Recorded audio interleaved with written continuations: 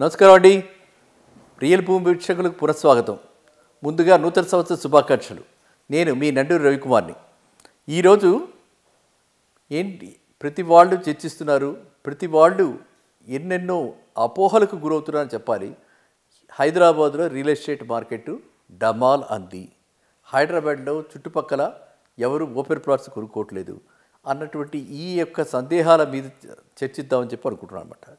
ఏంటంటే ఫస్ట్ ముఖ్యంగా తెలుసుకోవాల్సింది ఏంటంటే, ప్రస్తుత గవర్నమెంట్ వచ్చి ఇంకా వాళ్ళు నిలబడాలని కూడా నిలబడాల సరిగ్గా, ఇంకా వాళ్ళ స్థానాల్లో వాళ్ళు ఇంకా సెటిల్ కావాలా. అప్పుడే మనం ఇన్ని ఆశలు అంటే అనవసరమైనటువంటి అపోహలకు మనం గురి అవటం కరెక్ట్ కాదు. ఎక్కడా కూడా నాకు తెలిసి ఎవరు ఇంకా రోల్ బ్యాక్ చేసి ప్రైసెస్ తగ్గించడం అన్నది ఇంకా జరగలేదు. ఎవరైనా చేస్తూ ఉంటే చిన్న తరహా బిల్డర్స్ ఎవరైనా చిన్న తరహా బిల్డర్స్ చేస్తూ ఉంటే అది మంచిదే. ఒకవేళ వాళ్ళు కావాలి లిక్విడిటీ ప్రాబ్లంతో వాళ్ళు చేస్తూ ఉండొచ్చు. అంతే తప్పితే మేజర్ డెసిషన్స్ ఏవి కూడా, అడ్వర్స్ డెసిషన్స్ ఏవి కూడా ప్రస్తుతం ఈ గవర్నమెంట్ తీసుకోలేదు. ఇంకా అలాంటి పరిస్థితి ఇంకా రాలేదు. కాబట్టి ఎవ్వరు కూడా ఆందోళనకి గురి కాకండి. నెక్స్ట్ మనం ఇంక చెప్పుకోదు ఏంటంటే, ఔటర్ రింగ్ రోడ్డు, తర్వాత రీజనల్ రింగ్ రోడ్డు, ఈ రెండింటి మధ్యన ఉన్న ఏరియాల్లో యాక్టివిటీ ఎక్కడ కూడా ఏమాత్రం కూడా ఇంకా సన్నగిరల. ఎందుకు? రీజనల్ రింగ్ రోడ్ అన్నదైతే రియాలిటీనే, అది రాబోతుందని అందరికీ తెలుసు. దాని మీద అయితే ఎటువంటి ప్రకటన కూడా నెగిటివ్ ప్రకటనలు లేవు.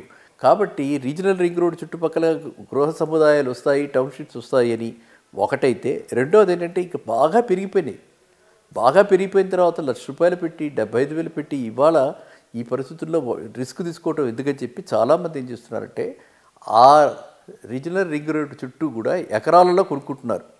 అక్కడ మనకి ఎకరం 75 లక్షలు, ₹1,00,00,000 లోపలే అన్ని ఎకరాల్లో దొరుకుతున్నాయి. కాబట్టి రీజనల్ రింగ్ రోడ్డు దగ్గరగా అండ్ కొన్ని ఏరియాస్లో అయితే చాలా ఇంకా తక్కువ కూడా దొరుకుతున్నాయి. సో అలాంటి ఏరియాస్ చూసుకుని ఇప్పటికీ కూడా పొదుపుదారులు చాలామంది యాకర్స్లో కొనుక్కుంటున్నారు. కాబట్టి బల్క్ సేల్స్లో ఎక్కడ యాకర్స్లో కొనుక్కునే వాళ్ళల్లో ఇన్వెస్టర్స్లో ఎక్కడా మార్పు లేదు. సో ఇక మార్పు ఎక్కడ? ఇక్కడ చిన్న తరహా వాళ్ళు ఎవరైతే ఎంప్లాయీ సెగ్మెంట్ కామన్ మ్యాన్ ఉంటారో వాళ్ళు మాత్రం కొంచెం ఆచితూచి బేరవాడుకుని వాళ్ళకి వీలైనంత వరకు గ్రూప్ బుకింగ్లు చేసుకుని ఏదో చిన్న తరహా బిల్డర్స్ ఎవరైనా ఉంటే, ఎక్కడైనా పెద్ద పెద్ద బిల్డర్స్ ఉన్నారు, ఆ బిల్డర్స్ ఎవరైనా తగ్గిస్తున్నారా ఎక్కడైనా మీకు తెలిసిందా? అలాంటిది ఏదైనా మీకు తెలిస్తే తప్పకుండా నాకు కూడా తెలపరచండి. ఎందుకంటే ఎన్నో ఫోన్ కాల్స్ వస్తుంటాయి డైలీ. ఎంతోమంది అడుగుతుంటారు, ఏమండి ఇక్కడ ఏమైనా తగ్గిందా, తెల్లాపూర్లో తగ్గిందా, ఉస్మాన్ నగర్లో తగ్గిందా, ఫైనాన్షియల్ డిస్ట్రిక్ట్లో తగ్గిందా, గచ్చిపూరిలో తగ్గిందా, కొండాపూర్లో తగ్గిందా, ఎక్కడ తగ్గింది?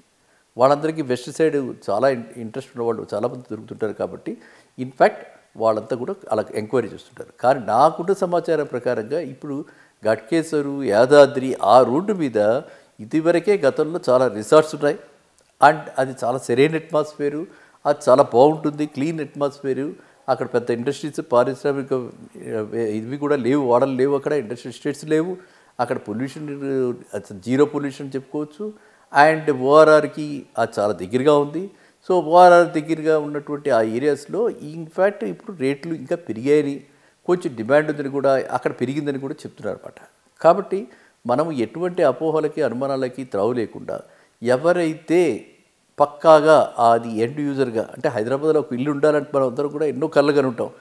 అలాంటి వాళ్ళు హైదరాబాద్లో ఇల్లు కావాలి అనుకున్న వాళ్ళు మాత్రం ఇది చక్కటి అవకాశం. మనకి లాస్ట్ టైము ఒక వీడియోలో చెప్పుకోవడం జరిగింది. ఆ జనరల్ ఎలక్షన్స్ వచ్చే లోపల మనకి మే దాకా అది టైం పడుతుంది. కాబట్టి ఈ ఏప్రిల్ మే లోపల పెద్దగా మార్పులు ఉండవు. కాబట్టి ఏమన్నా అవకాశం ఉంటే లిక్విడిటీ తక్కువగా ఉంటుంది. కాబట్టి బిల్డర్స్ అలాంటి వాళ్ళ దగ్గర మీరు తీసుకుంటే మీరు లాభపడతారు అనటంలో నిస్సందేహంగా చెప్తున్నాను. ఎందుకంటే ఎప్పుడు కూడా రియల్ ఎస్టేట్లో పదే చెప్పుకుంటూ ఉంటాం, లాంగ్ టర్మ్ వ్యూ. ఒక ఇల్లు కొనుక్కుని నేను అందులో ఇల్లులో ఉంటాను తప్ప ఆ ఇల్లు విలువ ఎంత పెరిగింది, ఎంత పడింది అని చెప్పి అనుకో. 10 ఏళ్ళు 15 ఏళ్ళు అయిన తర్వాత ఆహా నేను కొన్న ఇల్లు కదా, ఇవాళ ఇన్ని రెట్లు పెరిగింది, ఈ చుట్టుపక్కల ఇలా వచ్చాయని చెప్పి అనుకుంటారు అనమాట. కాబట్టి మీరు ఆ ఉద్దేశంతో, అంటే long term view, end user ఉద్దేశంతో, అంతేగాని స్పెక్యులేటివ్గా గతంలో మనం అనుకున్నాం చాలాసార్లు వాళ్ళు ఇల్లు కనుక్కుంటే మళ్ళీ 2 నెలల తర్వాత అదే ప్లేస్లో ఒక 10% పెరిగిపోవడం కూడా జరిగింది ఏకంగా. అంటే అప్పుడు 7-8 చెప్తున్నవాడు ఫ్లాట్ రేటు 8,000 దాకా తీసుకెళ్ళిపోయాడు. 8,000 వాడు 9,000 దాకా తీసుకెళ్తాడు. అలాగే ఓపెన్ ప్లాట్స్ కూడా కొన్ని ఏరియాస్లో అలా జంప్ అయ్యాయి అనమాట. సో ఇప్పుడు ఆ జంపింగ్లు ఐ థింక్ ఇప్పటికి ఫర్ ద టైం బీయింగ్ అంటే ఏంటి, for up to May June దాకా అది జంపింగ్ లేకపోవచ్చు. ఏమాత్రం కూడా నిలకడగా చక్కగా ఉంది మార్కెట్ అయితే ఇప్పుడు ప్రస్తుతం అయితే ఏమాత్రం పడలేదు పెద్దగా. ఏదైనా అదృష్టం కొద్దీ మనకు కనుక చిన్న తరహా బిల్డర్స్, చిన్న తరహా డెవలపర్సు ఏదైనా అవకాశం దొరికితే మాత్రం మీరు ఖచ్చితంగా ఈ అవకాశాన్ని అదృష్టంగా భావించి ఇప్పుడే ఇన్వెస్ట్ చేయండి. ఎందుకు? రీజనల్ రింగ్ రోడ్ అయితే మనకు already reality, outer ring road already ఉంది. ఈ రెండింటి మధ్యన రీజనల్ రింగ్ రోడ్డుకి దగ్గరగా మనం తీసుకున్నామంటే అది చాలా చక్కటి అవకాశం అనమాట. ఎందుకంటే రీజనల్ రింగ్ రోడ్ వచ్చేటప్పటికి మినిమం ఇంకా 3 years పడుతుంది. కంప్లీట్ అయిపోవాలి కదా, డిమార్కేషన్ అవ్వాలి, రోడ్లు వేయాలి, కంప్లీట్ అవ్వాలి, సెంట్రల్ గవర్నమెంట్ ఫండ్స్ మన స్టేట్ గవర్నమెంట్ కనెక్టివిటీలు పెంచాలి, దానికి కావాల్సిన వనరులు అన్నీ చేకూరాలి. కాబట్టి అది మినిమం 3 years టైం హరిజన్ ఉంది. కాబట్టి ఇప్పుడు మనం తీసేసుకుంటే దగ్గరగా ఏ ఏరియాలో అయినా సరే, కనెక్టివిటీ ఉన్న ఏరియాలో ఎక్కడ తీసుకున్నా సరే మనకు రాబోయే కాలంలో అన్నీ కూడా మంచి వెహికల్స్ అన్నీ కూడా చాలా స్పీడ్గా హై అండ్ ఎస్యూవీలు అన్నవి ఇప్పుడు మనం చూస్తున్నాం. ఇంకా పెద్ద వెహికల్స్ రాబోతున్నాయి. అలాంటి వెహికల్స్ వస్తాయి కాబట్టి కనెక్టివిటీ ప్రాబ్లం ఉండదు. అదేవిధంగా మెట్రో కూడా విస్తరిస్తుంది. కాబట్టి మెట్రో కూడా ఇదివరకు గతంలో మనం చెప్పుకున్నాం, కంప్లీట్గా రీజనల్ రింగ్ రోడ్ చుట్టూ కూడా మెట్రోనో లేకపోతే ఇంకొక ట్రైన్ ఫెసిలిటీ, ఏదో ఒక ట్రైన్ ఫెసిలిటీ వేసి మొత్తం కనెక్టివిటీ ఉంటుంది. ఇది అందువల్ల అందరూ ఎవరైతే ఇన్నాళ్ళు ఎదురు చూశారో, కొంచెం స్తబ్దత కావాలి అనుకున్నారు, కొంచెం ప్రైసెస్ మార్జినల్గా తగ్గాలనుకున్నారు, కొంచెం ఎవరైతే భయపడుతూ ఉన్నారో, ఇన్నాళ్ళు హోల్డ్ చేస్తూ ఉన్నారో వాళ్ళు మాత్రము ఇది సదరుకావసంగా తీసుకుని పెట్టుబడి పెట్టండి. అంతేగాని ఇప్పుడు వెళ్ళి స్పెక్యులేషన్గా బారోడ్ మనీ తోటి వెళ్ళి 2%, 3% తీసుకుని మనం ఏదో సంపాదిద్దాం రియల్ ఎస్టేట్లో అనుకుంటే ఇది రైట్ టైం కాదు. ఒక 4 నెలలు కనీసం ఆగితే క్లారిటీ వస్తుంది. క్లారిటీ వచ్చాక మళ్ళీ మనం వెంచర్లు వేసుకోవటం, లేకపోతే స్పెక్యులేషన్గా ఇన్వెస్ట్ చేయటం, అవన్నీ కూడా ఏప్రిల్ మేలో ఆలోచిద్దాం. అది సరేనా? అంతవరకు మీరంతా కూడా ఎవరైతే లాంగ్ టర్మ్ వ్యూ అంటే మినిమం గతంలో చెప్పుకున్నట్టుగా వెళ్ళి అక్కడ ఉండేలాగా ఉండి ఎండ్ యూజర్గా అక్కడ ఉంటా, ఇవాళ రేపు అక్కడ ఒక ప్లాట్ తీసుకుంటున్నా, 4 ఏళ్ల తర్వాత ఇల్లు కట్టుకుంటా, 5 ఏళ్ల తర్వాత ఇల్లు కట్టుకుంటా అనుకున్న వాళ్ళకి మాత్రం ఇది కరెక్ట్ టైం. వాళ్ళకి మాత్రమే ఇది కరెక్ట్ టైం. అంతే. వాళ్ళు బారోడ్ మనీ కాదు కదా. ఒకవేళ బారో చేసినా కూడా bank borrowings, employee based borrowings, bank borrowings కాబట్టి రిస్ట్రిక్టివ్గా ఉంటుంది. కాబట్టి రేట్ ఆఫ్ ఇంట్రెస్ట్ తక్కువ. కాబట్టి ఎప్పటికైనా సరే లాంగ్ టర్మ్లో రియల్ ఎస్టేట్లో పెట్టుబడి బ్యాంక్ వడ్డీ కంటే బ్యాంకు మనకి వేసే వడ్డీ కంటే, మన అప్పు మీద వేసే వడ్డీ కంటే రియల్ ఎస్టేట్లో మనం అంతకంటే ఎక్కువే గడిస్తాము. అది మాత్రం ఎప్పటికైనా అది అనుభవంతో స్వానుభవంతో చెప్తున్నాను అనమాట.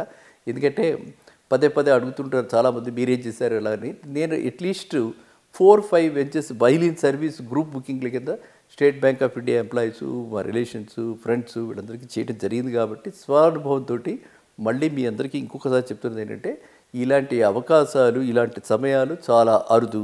కాబట్టి ఈ అరుదైన అవకాశంలో మీకు గనక అనువుగా ఉంటే, మీకు గనక కరెక్ట్గా దీర్ఘాలోచన, ఇప్పటిది షార్ట్ టర్మ్ కాకుండా లాంగ్ టర్మ్ థింకింగ్ ఉంటే ఈ సమయంలో పెట్టుబడులు పెట్టండి. అందరూ కూడా లబ్ధి పొందండి.